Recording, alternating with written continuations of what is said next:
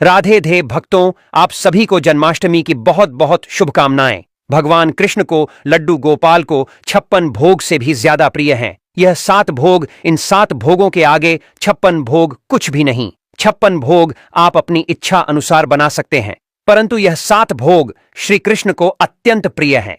यह जन्माष्टमी आप सभी के लिए मंगलमय हो। जन्माष्टमी के दिन भगवान श्री कृष्ण जी का जन्मदिवस मनाया जाता है। लगभग संपूर्ण भारत में जन्माष्टमी को बहुत ही हर्षोल्लास के साथ मनाते हैं। दोस्तों, इस बार जन्माष्टमी 2025 में आज 16 अगस्त को मनाई जाएगी। जन्माष्टमी के दिन भक्त भगवान श्री कृष्ण जी को, लड्डू गोपाल जी को प्रसन्न करने के लिए 56 भोग समर्पित करते हैं। 56 तरह के पकवान बनाए जाते हैं और भगवान श्री कृष्ण जी को समर्पित किए जाते हैं। तो अगर आप 56 भोग समर्पित करते हैं तो इससे अच्छा तो कुछ है ही नहीं। 56 भोग हो सके तो आप जरूर समर्पित करें, लेकिन अगर आपके पास इतना समय और सामर्थ्य नहीं है कि आप 56 भोग समर्पित कर पाए, तो फिर ऐसे में क्या करें जिससे कि हमारे कृष्ण भगवान, हमारे लड्डू गोपाल प्रसन्न हो जाए। देखिए, 56 भोग के समान ही 7 चीजें हैं जो लड्डू गोपाल जी को अति प्रिय है। तो हम वो 7 चीजें लड्डू गोपाल जी को भोग स्वरूप समर्पित करेंगे जो उन्हें अति प्रिय है, ताकि उन्हें 56 भोग जितना ही आनंद प्राप्त हो। अब हम जानेंगे कि वह कौन सी 7 चीजें हैं जो 56 भोग के समान ही भगवान श्री कृष्ण जी को प्रिय है। अगर हम वह 7 चीजें भगवान कृष्ण जी को भोग स्वरूप समर्पित करते हैं तो हमें 56 भोग के समान ही फल प्राप्त होता है। सबसे पहले तो जन्माष्टमी के दिन जब आप लड्डू गोपाल जी को भोग समर्पित करें तो कोशिश करें कि आप अपने घर पर बनी हुई चीजों का भोग समर्पित करें। बाहर की मिलावटी चीजों से बचने की कोशिश करें और लड्डू गोपाल जी को जो चीज सबसे ज्यादा प्रिय है, हमारे कृष्ण कन्हैया लाल को जो चीज सबसे ज्यादा प्रिय है, वह है माखन मिश्री। तो जन्माष्टमी के दिन आप लड्डू गोपाल जी के लिए मक्खन जरूर बनाएं और हो सके तो मक्खन घर पर ही बनाएं। 1 दिन की मलाई या 2 दिन की मलाई आप ले लीजिए और उससे आप अपने लड्डू गोपाल जी के लिए मक्खन बना लीजिए। तो देखिए, यहां पर मैंने मक्खन बना लिया है और मक्खन में मिश्री डालकर अब हम लड्डू गोपाल जी को माखन मिश्री का भोग समर्पित करेंगे। तो पहले नंबर पर तो माखन मिश्री है। दूसरे नंबर पर फिर हम मेवे का भोग समर्पित करेंगे। आप मेवा पाक बना सकते हैं, मेवे की बर्फी बना सकते हैं, या जो 5 तरह के मेवे, 7 तरह के मेवे इकट्ठे करके लड्डू गोपाल जी को भोग स्वरूप समर्पित कर सकते हैं। जन्माष्टमी को आप मेवे का भोग जरूर समर्पित करें भगवान श्री कृष्णन जी को। इसके साथ ही देखिए, जन्माष्टमी के दिन धनिया पंजीरी आप जरूर बनाएं। घर पर ही धनिया को भून लें, उसमें मीठा मिलाएं, ड्राई फ्रूट्स मिलाएं और धनिया पंजीरी बनाएं। धनिया पंजीरी का भोग भी भगवान श्री कृष्ण जी को अति प्रिय होता है और धनिया पंजीरी के भोग के बिना जन्माष्टमी के व्रत का पारण नहीं किया जाता है। तो धनिया पंजीरी का आप भोग जरूर समर्पित करें। इसके साथ ही देखिए, पंचामृत का भोग आप जरूर समर्पित करें। पंचामृत में दूध, दही, घी, शहद, शक्कर, यह 5 चीजें मिलाकर पंचामृत बनाया जाता है। फिर उनका भोग समर्पित किया जाता है। तो पंचामृत का भोग जरूर समर्पित करें। देखिए, जब भी बच्चा जन्म लेता है तो सबसे पहले शहद उसको चटाया जाता है, तो शहद का भोग आप जरूर समर्पित करें। जन्माष्टमी के दिन, जन्माष्टमी जो है वह भगवान श्री कृष्ण जी का जन्म दिवस है। इस दिन भगवान श्री कृष्ण जी का जन्म होता है, तो आप शहद उनको जरूर से जरूर समर्पित करें। उसके साथ ही भगवान श्री कृष्ण जी को खीरा अति प्रिय है, तो जन्माष्टमी के दिन आप खीरे का भोग जरूर समर्पित करें। और देखिए, तुलसी भगवान श्री कृष्ण जी को अति प्रिय है। तुलसी के बिना भगवान श्री कृष्ण जी कोई भोग स्वीकार नहीं करते हैं। तो जो भी आप भोग भगवान को समर्पित करेंगे उसमें आप तुलसी जरूर रखें। अब भगवान श्री कृष्ण जी को, लड्डू गोपाल जी को भोग समर्पित करेंगे तो उसमें आप तुलसी जरूर रख दें।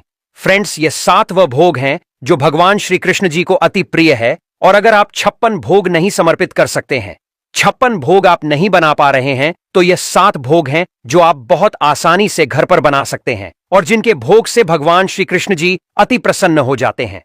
तो इस जन्माष्टमी आप भी यह 7 भोग भगवान श्री कृष्ण जी को, अपने लड्डू गोपाल जी को जरूर समर्पित करें। और जन्माष्टमी की पूजा कैसे की जाती है, सामग्री क्या चाहिए होती है, जन्म कैसे कराया जाता है, इन सभी विषयों पर वीडियो चैनल पर आ चुके हैं। राधे राधे, जय श्री कृष्ण कमेंट में अवश्य लिखे और लाइक भी जरूर करें। दोस्तों, जब भी हम हिंदू धर्म में पूजा तथा पूजा घर की बात करते हैं या फिर लड्डू गोपाल की बात करते हैं, घर घर में काफी सारे लोग जो भी कृष्ण भक्त होते हैं वह सभी अपने घर में लाला को जरूर रखते हैं। हर घर के मंदिर में प्राय प्राय लड्डू गोपाल देखने को मिलते हैं। पर कुछ लोग भगवान को स्थापित करने के नियम का पालन करते हैं, धीरे धीरे बाद में नियमों को अनदेखा कर देते हैं। यह अगर आपके घर पर लड्डू गोपाल है तो इसके अलावा रोजाना के कामों में भी कुछ नियमों का पालन करना आपका धर्म बनता है। आज मैं आपको बताऊंगा कि किस प्रकार से आप अगर घर में अपने लड्डू गोपाल रखते हैं तो आपको एक छोटी सी भूल नहीं करनी चाहिए, वरना आपकी सारी सेवा बेकार हो जाती है। एकदम सच्ची बात है उन करोड़ों कृष्ण भक्तों द्वारा जो अक्सर अपने जीवन में लड्डू गोपाल की नटखट शरारतों के प्रत्यक्ष अनुभव और दर्शनों का महासौभाग्य पाते हैं। जैसे कोई छोटा सा मासूम बच्चा हो और आप उसको पीट दें, लेकिन फिर थोड़ी देर बाद आप उसे प्यार से बुलाएं तो वह आपकी मार को भूलकर आपके पास खिलखिलाते हुए चला आता है।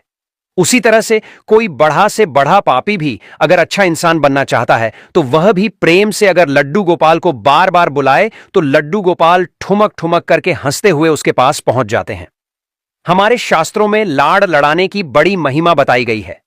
कई लोग को तो पता ही नहीं होता है कि लाड़ लड़ाना किसको कहा जाता है। लाड़ लड़ाना वह तरीका है जिससे अनंत ब्रह्मांडों को जन्म देने वाला, पालने वाला और नष्ट करने वाला परम सत्ता आपके बंधन में बंध जाता है। अब यह आपके ऊपर है कि आप उन्हें किस रिश्ते में बांधना चाहते हैं। आप जिस भी रिश्ते से सबसे ज्यादा प्यार महसूस करते हैं, चाहे वह बेटा हो, भाई हो, भतीजा हो, भांजा हो, कोई भी रिश्ता हो, उसी रिश्ते से बिना किसी संकोच के बाल गोपाल को जोड़े और फिर कुछ दिनों तक उस रिश्ते को नियम से निभाइए। आप चमत्कार देखिए। कुछ दिन बाद भले ही आप उस रिश्ते को भूल जाएंगे, पर आपके लड्डू गोपाल नहीं भूलेंगे। दोस्तों, आप देखेंगे आपको महान आश्चर्य होगा कि अब रिश्ता लड्डू गोपाल आपसे निभाते हैं। दोस्तों, मैं जानता हूं सुनने में थोड़ा सा अजीब लगेगा, और लाड़ लड़ाने में बस यही गहरी मानसिकता होती है कि लड्डू गोपाल से हमारे या आपसे जो भी रिश्ता आपने जोड़ा है, मन ही मन, अंदर ही अंदर आप वह रिश्ता निभाते रहे।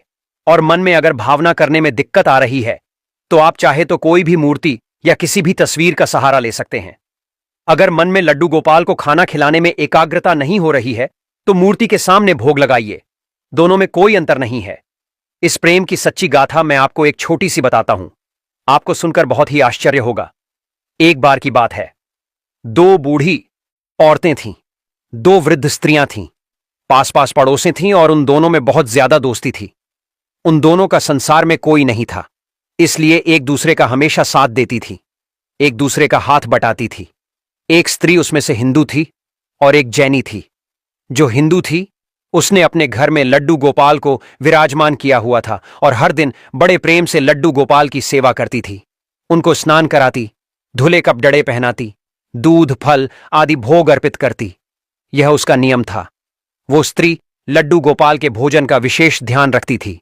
सर्दी हो, गर्मी हो, बरसात हो, हर समय हर मौसम के हिसाब से लड्डू गोपाल को खाने की चीजें, नए वस्त्र, खिलौने आदि बाहर जाती तो भी ले आती थीं। लड्डू गोपाल से उनके मन में बहुत ज्यादा प्रेम था और हर समय सेवा भाव में लगी रहती। दोस्तों, एक बार हिंदू वृद्धा 1 महीने के लिए तीर्थ यात्रा पर जा रही थी। दूसरी स्त्री को भी उन्होंने चलने के लिए बोला, किंतु वह अधिक वृद्ध थी, इसलिए उन्होंने मना कर दिया। अब कुछ दिन बाद वह हिंदू वृद्धा तीर्थ यात्रा के लिए निकल गई। उसके जाने के पहले उस पहली वाली हिंदू स्त्री ने उनको लड्डू गोपाल की सारी सेवा समझाई और पूछा कि आप लड्डू गोपाल की सेवा कर लोगे? क्या जैन स्त्री ने हां बोल दिया और शुरू से वह बहुत उत्साहित थी कि उसको लड्डू गोपाल की सेवा का अवसर प्राप्त किया। उस दिन उसने बड़े प्रेम से लड्डू गोपाल की सेवा की भोजन कराने से लेकर रात तक के शयन तक सभी कार्य पूर्ण श्रद्धा के साथ किए और जैसे जैसे बताया था हिंदू स्त्री ने वैसे वैसे उन्होंने किया और वह अपने घर शयन के लिए चली गई। जब अगले दिन वह लौटी लड्डू गोपाल की सेवा के लिए तो उसने लड्डू गोपाल को स्नान कराने की तैयारी की और जब वह लड्डू गोपाल को स्नान कराने लगी तो उसने देखा कि लड्डू गोपाल के पांव पीछे की ओर मुड़े हुए हैं। उसने पहले कभी लड्डू गोपाल के पांव नहीं देखे थे। जब भी देखा था उनको वस्त्रों में देखा था। दोस्तों, अब वो यह नहीं जानती थी कि लड्डू गोपाल के पांव हैं ही। ऐसे घुटनों के बल बैठे हुए लड्डू गोपाल के पांव पीछे की ओर देखकर वो डर गई। सोचने लगी, ये मेरे लड्डू गोपाल को क्या हो गया? इनके पांव कैसे मुड़ गए?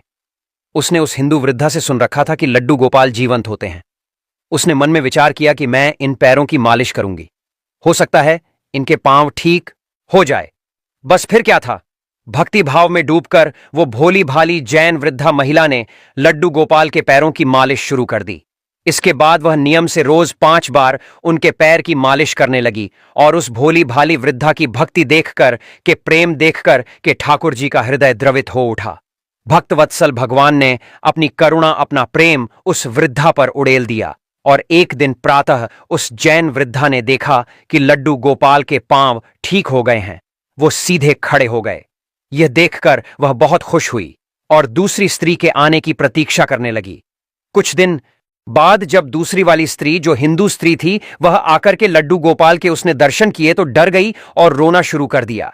अचंभित हो गई और पूछा कि मेरे लड्डू गोपाल कहां गए। यह सुनकर जैन स्त्री ने उनको सारी बात बताई और यह बात सुनकर कि वो वृद्ध स्त्री सन्न रह गई और उनको लेकर के अपने घर गई। वहां जाकर उसने देखा कि लड्डू गोपाल मुस्कुरा रहे थे।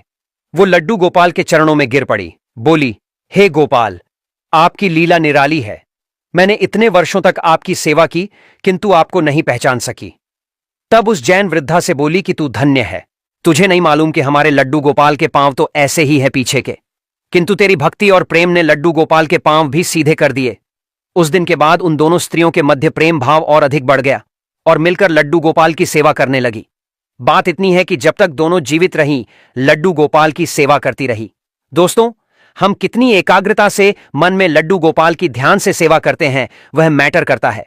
अंदर ही अंदर आपको एक रिश्ता जोड़ करके लड्डू गोपाल से पुत्र की तरह, भाई की तरह, पिता की तरह, जो भी आप रिश्ता जोड़ना चाहें उसकी तरह जोड़ के मन अंदर ही अंदर वह रिश्ता निभाइए।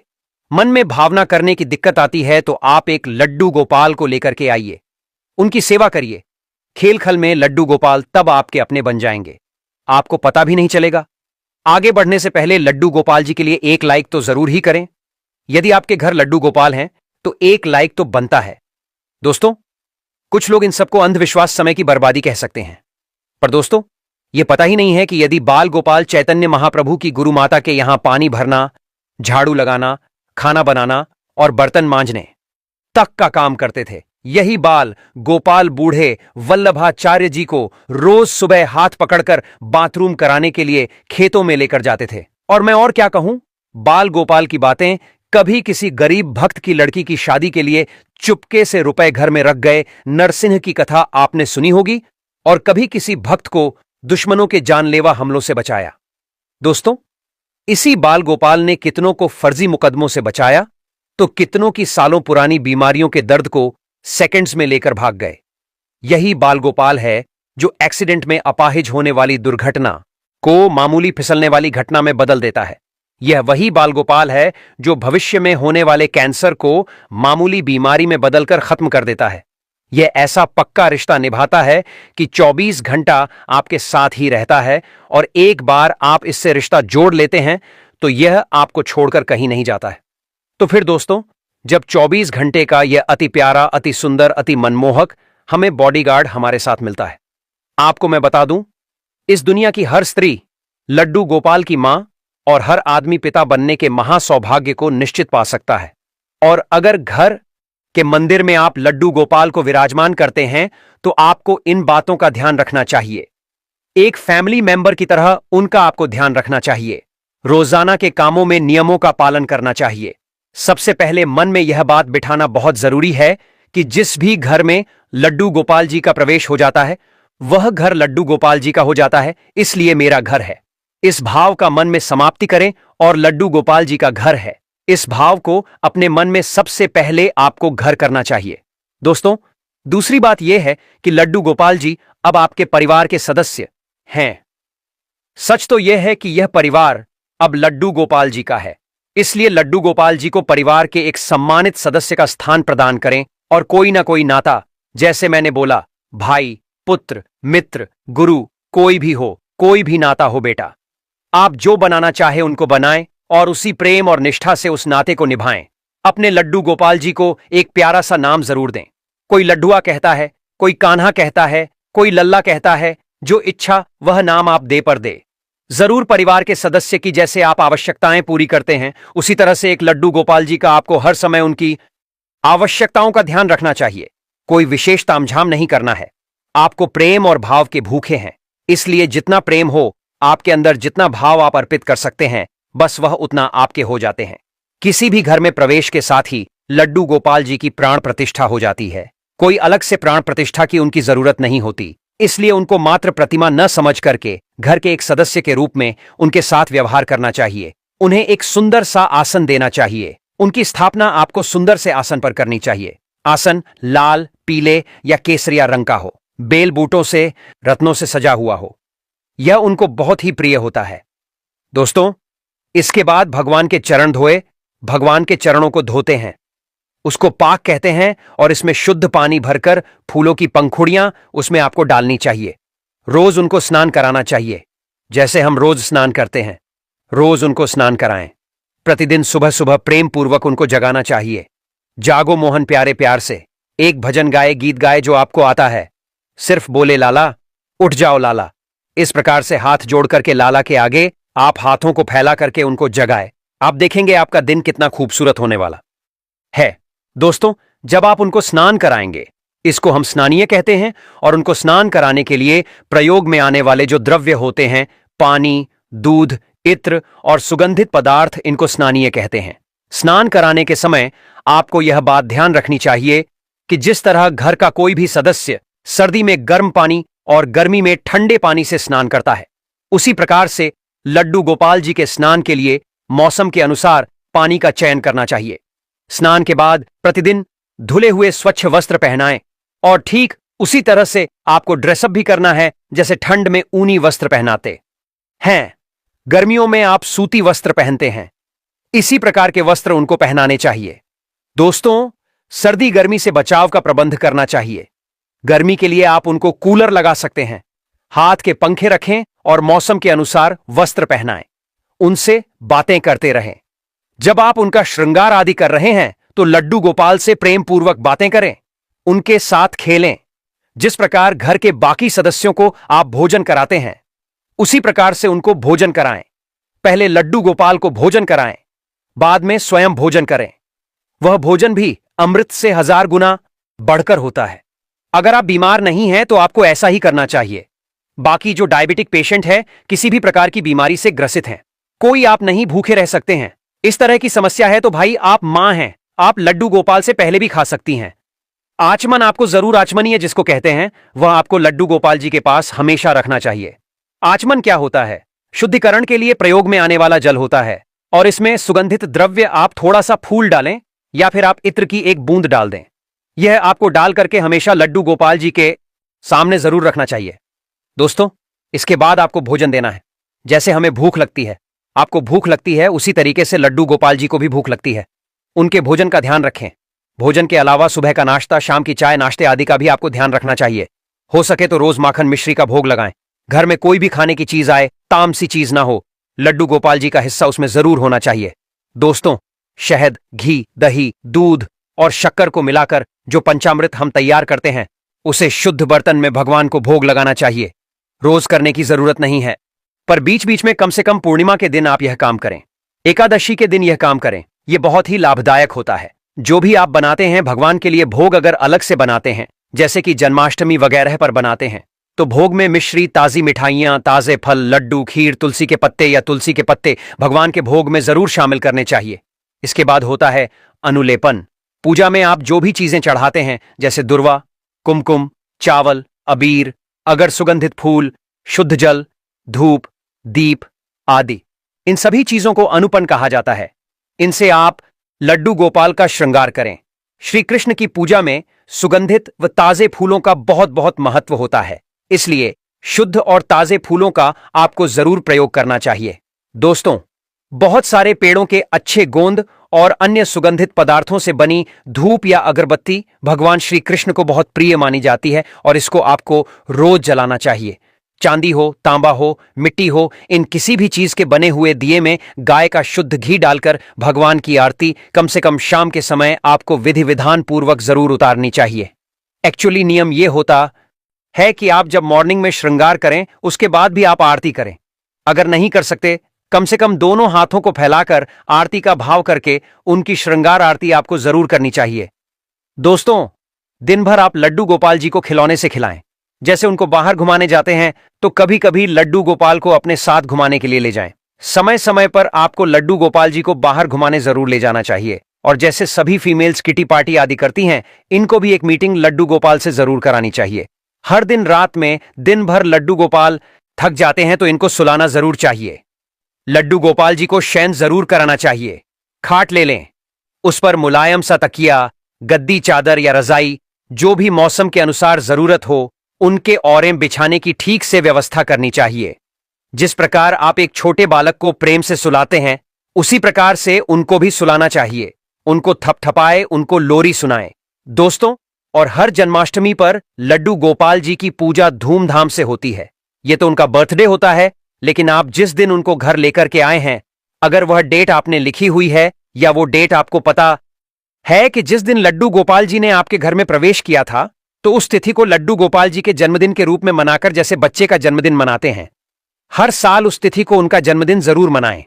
दोस्तों, बच्चों को घर पर बुलाएं, लड्डू गोपाल जी के साथ जन्मदिन मनाएं, झूला झुलाएं, बच्चों को खिलौने बांटें और भी जो भी आप करना चाहते हैं वह करें। जो भी आप अपने बच्चों के लिए अपनी श्रद्धा अनुसार करते हैं, यदि इन बातों का ध्यान दिया जाए तो आप देखेंगे लड्डू गोपाल जी बहुत जल्दी आपके घर में आपके मेंबर की तरह हो जाते हैं और आपके जैसे मैंने बताया कि बॉडीगार्ड बन जाते हैं। आपके ऊपर कोई विपदा, कोई मुसीबत आपको छू भी नहीं सकती। दोस्तों, ध्यान रखें, उनके पास हमेशा उनकी बांसुरी जरूर धरनी चाहिए। उनके पास हो सके तो मोर का पंख, उनको जो बाग पहनते हैं यानी उनको जो मुकुट चढ़ाते हैं, उसमें आपको मोर का पंख जरूर धराना चाहिए। श्रीमद् भागवत गीता एक उनके पास हमेशा रख के रखनी चाहिए, उसकी पूजा करनी चाहिए। और इस बात का ध्यान रखें कि जिस कमरे में लड्डू गोपाल विराजमान हो, जहां उनका मंदिर हो, वो कमरा कभी भी बंद नहीं किया जाता। इसलिए उस कमरे को या जो भी है उनका जो मंदिर है उसको कभी भी आपको बंद नहीं करना चाहिए। दोस्तों, अगर आप किसी काम से बाहर जा रहे हैं तो आपको घबराना नहीं है कि लड्डू गोपाल घर पर बैठे हैं। उनको थोड़े से बंटे में या किसी चीज में थोड़ा भोग रख करके उनको पीछे से खाने के लिए धरा के जाए और अपने घर की चाबी आप बाल गोपाल को सौंप कर जाए। घर की जिम्मेदारी बाल गोपाल को सौंप कर जाए। बाल गोपाल को रखने वालों को थोड़ा परहेज रखना चाहिए, तामसिक चीजों का त्याग करना चाहिए और रोजाना उनका स्नान, श्रृंगार, पूजा, अर्चना, भोग, आरती, शयन, ये सभी चीजें जैसे हम अपने बच्चों के लिए करते हैं वैसे जरूर करने चाहिए। शुरू में भक्त को भावना करनी पड़ती है, लेकिन कुछ दिन बाद जब सही में आपको लड्डू गोपाल का एहसास होने लगेगा, फिर उसके कुछ दिन बाद आपको सपने में लड्डू गोपाल के दर्शन होने लगते हैं। और फिर कुछ दिन बाद ऐसा महसूस होता है कि लड्डू गोपाल ने अपने छोटे छोटे मुलायम हाथों से आपको छुआ हो। और उसके कुछ दिन बाद लड्डू गोपाल की विशेष कृपा हुई तो उनके अति दुर्लभ दर्शन भी होते हैं। दोस्तों, यह कैसा रिश्तेदार है, बस आपका थोड़ा सा समय जिसमें आप प्रेम पूर्वक उनके साथ खेले कूदे और बदले में वह इतना कुछ देता है कि झोली छोटी पड़ी डे ये जाती है। घर की गरीबी दूर करने के लिए दुर्भाग्य, इसके मुक्ति के लिए भगवान विष्णु, उनके अवतार की पूजा हम करते हैं और उन्हीं में से श्री हरि की पूजा से देवी लक्ष्मी भी प्रसन्न होती है। विष्णु जी और उनके अवतार कौन कौन से? श्री राम जी, श्री कृष्ण जी। इनकी पूजा में एक बात का खास तौर पर आपको ध्यान रखना चाहिए। जब भी हम श्री कृष्ण की पूजा करें, मैं स्नान दान की बात नहीं कर रहा हूं। जब स्नान आदि करेंगे तो आप उनको अच्छे से स्नान कराएंगे। बाकी जब आप दर्शन करें भगवान के, तो उनकी पीठ के दर्शन आपको कभी नहीं करने चाहिए। दोस्तों, ऐसा माना जाता है कि इनकी पीठ पर अधर्म का वास होता है। पीठ के दर्शन न करने के संबंध में भगवान विष्णु के अवतार श्री कृष्ण भगवान की एक बहुत ही प्रचलित कथा है कि जब श्री कृष्ण जरासंध से युद्ध कर रहे थे, तब जरासंध का एक साथी असुर कालयवन भी भगवान से युद्ध करने के लिए पहुंचा। कालयवन श्री कृष्ण के सामने पहुंचकर उनको ललकारने लगा। तब श्री कृष्ण वहां से भाग निकले और रणभूमि से भागने की वजह से आपको पता होगा श्री कृष्ण भगवान का नाम एक नाम रणछोड़ भी है। जब श्री कृष्ण भाग रहे थे तो कालेवन भी उनके पीछे पीछे भागने लगा और जैसे भगवान रणभूमि से भागे, क्योंकि कालेवन के पिछले जन्मों के पुण्य बहुत अधिक थे और श्री कृष्ण किसी को भी तब तक सजा नहीं देते जब तक कि पुण्य का बल शेष रहता है। और कृष्ण जी की पीठ देखते हुए काले यवन भागने लगे। इससे उनका अधर्म बढ़ने लगा, क्योंकि भगवान की पीठ पर अधर्म का वास होता है। उनके दर्शन करने से अधर्म बढ़ता है। जब कालेवन के पुण्य का प्रभाव खत्म हो गया, तब श्री कृष्ण एक गुफा में चले गए। दोस्तों, गुफा में जहां मुचुकुंद नाम का एक राजा निद्रा आसन में था। मुचुकुंद को देवराज इंद्र का वरदान था कि जो भी व्यक्ति राजा को नींद से जगाएगा, राजा की नजर पड़ते ही वह भस्म हो जाएगा।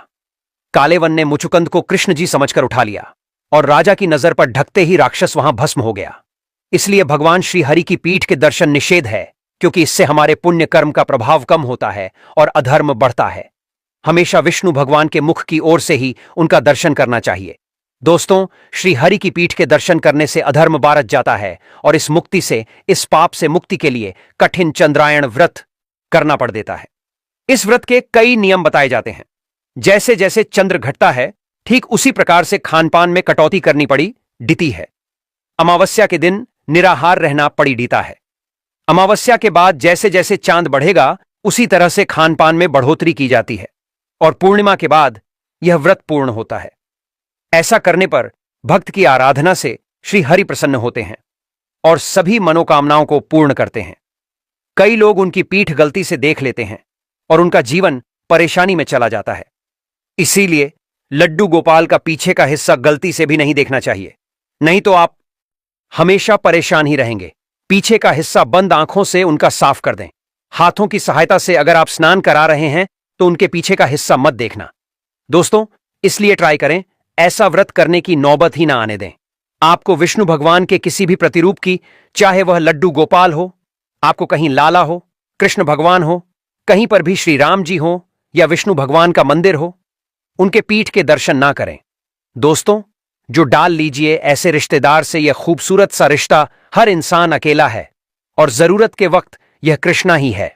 हमारे बाल गोपाल हैं जो हमेशा हमारे साथ होते हैं। बस एक बार जरूरत है सच्चे विश्वास की। अपने फ्रेंड, फैमिली, मम्मी, पापा, भाई, बहन, बच्चे, सभी लोगों को हमारी यह वीडियो जरूर शेयर करें, क्योंकि हमें नहीं पता कौन सी वीडियो कब किसकी लाइफ बदल दें। यह वीडियो आप सभी के स्पेशल डिमांड पर है। दोस्तों, खिलखिलाते रहे, मुस्कुराते रहे, सब्सक्राइब करके रखें ताकि आप और मैं आने वाले वीडियो के थ्रू कनेक्टेड रहें। भगवान श्री कृष्ण के लिए, लड्डू गोपाल के लिए एक लाइक जरूर